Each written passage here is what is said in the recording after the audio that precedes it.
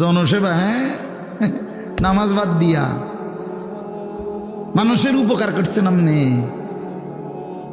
বন্ধুদের আবদার রক্ষা করছেন, মাথার গাম ফালাইয়া পায়ে ফালাইয়া জিফুত মানুষ করছেন। কিতা জিফুত মানুষ করছেন? খাটে না বানাইছেন?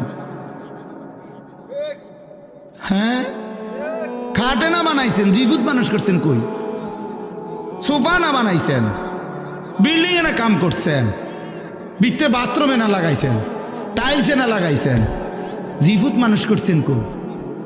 হ্যাঁ, জি তো পর্দা করে না, ছেলে তো নামাজ পড়ে না, মেয়ে তো নামাজ পড়ে না, স্ত্রী তো পর্দা করে না, ঘরে তো রঙিন টেলিভিশনে নর্তকী নাচে, ছেলে মেয়ে সবার হাতে একটা একটা বড় মোবাইল, রাতের 3টা পর্যন্ত উলঙ্গ ছবি দেখে। এরানি মানুষ হয়েছে? কথা বলেন না কেন? কারে মানুষ করছেন আপনি? আপনি খাটে না বানাইছেন?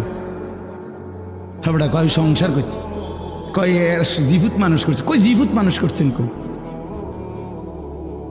জিফুত মানুষ করছেন? কোথায়? খাট পালং আর সোফা এদেরকে নিয়ে কয় জিফুত। তো কুল হাল নুনাব্বিউকুম বিল আখসারিনা আমালা আল্লাযীনা যাল্লা সাইহুম ফিল হায়াতিদ দুনিয়া ওয়া হুম ইয়াহসাবুনা আন্নাহুম ইউহসিনুনা সুনআ। আল্লাহ বলে, নবী, যে সমস্ত মানুষের সারা জিন্দেগির আমলগুলো বরবাদ, আমি কি তা আপনাকে বলবো? আপনি বলে দেন, আল্লাযীনা যাল্লা সাইহুম ফিল হায়াতিদ দুনিয়া। আল্লাহ বলে, যারা তাদের দুনিয়ার জিন্দেগিটা আমি আল্লাহ থেকে পথভ্রষ্ট হয়ে মেহনত করলো, আল্লাহকে বাদ দিয়ে কিসের নামাজ, কিসের হালাল, কিসের হারাম, জায়েজ কি, বৈধ কি, করণীয় কি, কিচ্ছু বাদ নাও, আল্লাহর হুকুম, রসুলের হুকুম, কোরআনের হুকুম, তো বেটা ওই সমস্ত মোল্লা মুন্সির কথা বাদ দাও, সব বাদ দিয়ে যে দুনিয়ার জীবনটা দিবা নিশি যে মেহনত করছে, সাই করছে, কষ্ট করছে, মেহনত করছে, আল্লাহ তাআলা বলেন, সে তো মনে মনে ভাবছে আমি অনেক ভালো কাজ করেছি। আল্লাহ তাআলা বলেন, সে খাসারা খাসারা খাসারা, loss loss loss, everything loss. আসলে সে আকসারিনা আমালা, আসলে সে তার সমস্ত মেহনত বরবাদ করছে। কি করেছে বাপ? বলেন না কেন? ছেলের আফসুস করতে হবে, বাবারা আপনারাও আফসুস করতে হবে, আমিও আফসুস করতে হবে। আল্লাহর দেওয়া এই সুন্দর হায়াত কেন নষ্ট করে দিলেন? কেন বরবাদ করে দিলেন? অবশ্যই আফসোস করতে হবে। এই জন্য আল্লাহকে বাদ দিতে নাই, আল্লাহকে ছাড়তে নাই। বন্ধু, ও ভাই, জায়গা হয় না, জায়গা একটু জায়গা করে দেন। আরেকজনের জায়গা করে দিলে আল্লাহ নিজে ওয়াদা দিছে, বান্দা আমি তোমাকে জায়গা দেব। কোরআন শরীফের আয়াত, এটা বিশ্বাস করে আল্লাহ বলছে, তুমি আমার বান্দারে জায়গা দিও, আমি তোমারে জায়গা দেব। আসেন, একটু আগায় আসেন, আগান সবাই, একটু নড়ে চড়ে বসেন, দ্রুত করেন, দ্রুত দ্রুত, জলদি। ওই অনেকে চায় এদিকে এদিকে, আগ করে করে চায়, খেটা খেটা লড়ে। আমি তো লড়ি না, হুজুরের কথা শুনি না, আর কেউ শুনিনি কোনো। হ্যাঁ, এটা এক ধরনের গাদ্দারি। হ্যাঁ হ্যাঁ, কিছু মানুষ আছে মানে তেড়া মানুষ, যেন আমি লড়তাম না, আমাদের মতো এত কত বালা হুজুর দেখছি, মিয়া লড়ছি না। আরো কত মোড়া তাজা হুজুর দেখছি, আপনি দেড় বিড়িয়া বেড়া আইসেন, আমরা লড়াই দেবেন। আশ্চর্য, আমি অনেক সময় এটা দেখি, অনেকের এই বদভ্যাস। একটু আগাইতে বললে হে এদিক এদিক চায়, মানে হে জাগাত আমি লড়তাম না চাই, আর কোনো বেকুবে লড়েনি। কোনো সময় এটা করবেন না, আপনি নড়বেন, আপনারে বলছে, ঠিক কিনা বলেন না কেন? আপনি আরেকজনেরটা চাইবেন কেন? আল্লাহ নিজে বলছে তো, বিশ্বাস করে, ফাফসাহু ইয়াফসাহিল্লাহু লাকুম। আরে বান্দা, তুমি আমার বান্দার জন্য জায়গা ছেড়ে দাও, আমি আল্লাহ তোমার জন্য জায়গা দিয়ে দেব। আপনি দিবেন 1 বিঘত, আল্লাহ দিবেন 10 দুনিয়া বরাবর জান্নাত। এটা অনেক বড় নেক আমল, নেক আমল। অন্যের জন্য সম্পদ ছেড়ে দাও। এ দুনিয়াবি ক্ষেত্রেও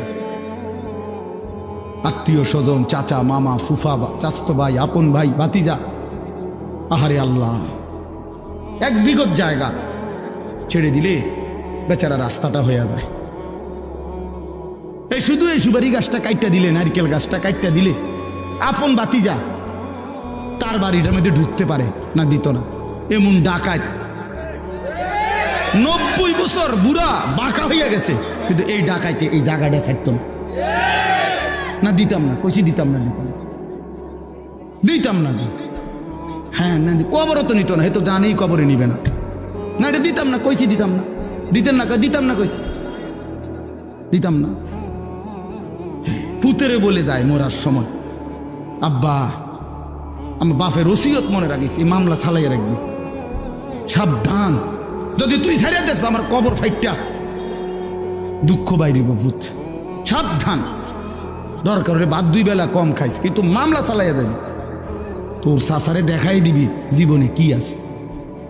হায় হায় হায়, আস্তাগফিরুল্লাহ, আস্তাগফিরুল্লাহ। রাসূলুল্লাহ সাল্লাল্লাহু আলাইহি সাল্লামের কাছে একবার এক সাহাবী নবীজিকে এসে জিজ্ঞেস করছে, ইয়া রাসূলুল্লাহ, আমি 4টা দিরহাম, 4টা টাকা মানে 4টা রৌপ্য মুদ্রা আল্লাহর রাস্তায় দান করছি।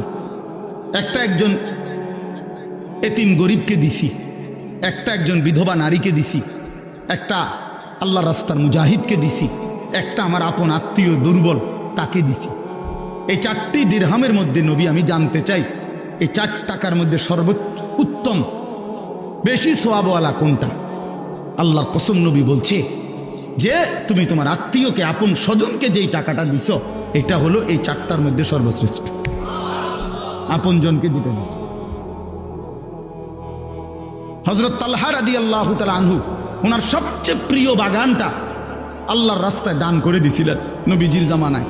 সাহাবী, নবীজি দান করে দেওয়ার পর নবীজি বলছে, শোনো, এটা তুমি তোমার আপন আত্মীয় স্বজনের মধ্যে বন্টন করে দাও। না, হেতেরে দিত না, স্বাস্থ্য ভাই যে বাইফুত যে দিত না, তারে দিত না। ওই গিয়া আমনের এন থেকে গিয়া দাউদকান্দি গিয়া 30,000 টাকা দিয়া স্লোগান নিয়ে আয় ফেলবে। ও হেনে গিয়া দিছে 50,000 টাকা, জনাব অমুক 50,000 মার হাবা, হাবারে মার।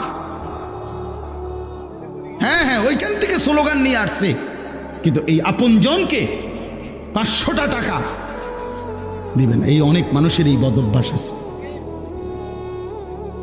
হ্যাঁ, এটা জরুরি মিয়া, আত্মীয়ের হক আদায় করা। ওই যে মৌলানা এখন বললেন, রিজিকের বৃদ্ধির জন্য এটা একটা আমল গুরুত্বপূর্ণ, হায়াতের বৃদ্ধির জন্য, জীবন সুন্দর হওয়া, জীবন হায়াত দীর্ঘ মেয়াদি হওয়া, দীর্ঘ হায়াত পাওয়ার জন্য একটা আমল। রিজিক প্রশস্ত, আইয়াবসুতা ফি রিজকিহি মান আহাব্বা। নবীজি বলছে, যে চায় তার রিজিক প্রশস্ত হোক এবং তার হায়াত বেড়ে যাক, ফালিয়াসিল রাহিমাহু, সে যেন তার আপন আত্মীয়ের সাথে উত্তম ব্যবহার করে, এটা তার রিজিক বাড়াবে।